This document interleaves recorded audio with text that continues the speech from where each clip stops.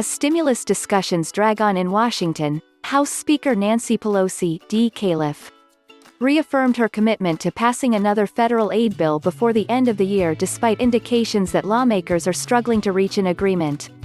"I have great respect for the bipartisan group of folks who are engaged in conversation about this bill," Pelosi said.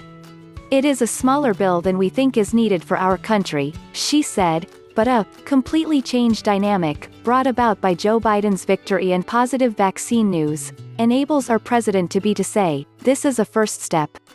Until last week, Pelosi was pushing for a package worth $2.2 trillion, more than double what the bipartisan proposal is worth, $853,000. That's how many Americans filed new unemployment claims last week, on a seasonally adjusted basis, significantly more than what experts were expecting and a worrying sign for an already fragile economic recovery as the coronavirus continues to surge.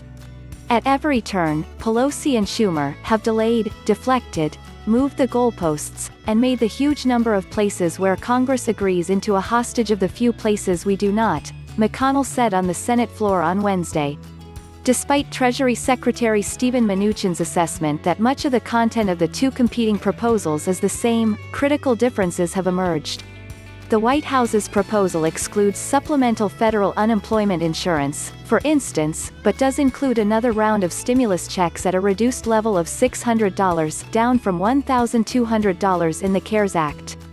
The bipartisan plan does not include a second round of stimulus checks but does include supplemental federal unemployment benefits of $300 per week for 16 weeks.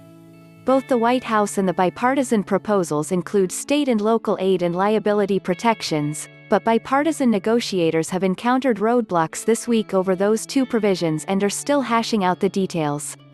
Democrats have long prioritized federal assistance to state and local governments, but some Republicans are opposed to what they see as a bailout for poorly run states and cities. Republicans say protections against lawsuits related to the coronavirus are essential to reopening the economy, but Democrats say those protections for businesses put workers and customers at risk. Some economists see stimulus checks as a less effective method of delivering relief to Americans and a boost to the economy than supplemental unemployment benefits because the checks are not as well targeted to those who desperately need cash and are most likely to spend the money quickly. Mnuchin has suggested that the inclusion of stimulus checks rather than unemployment benefits in the White House's proposal will have the impact of creating demand, which will have the impact of creating jobs, The Washington Post reported Wednesday.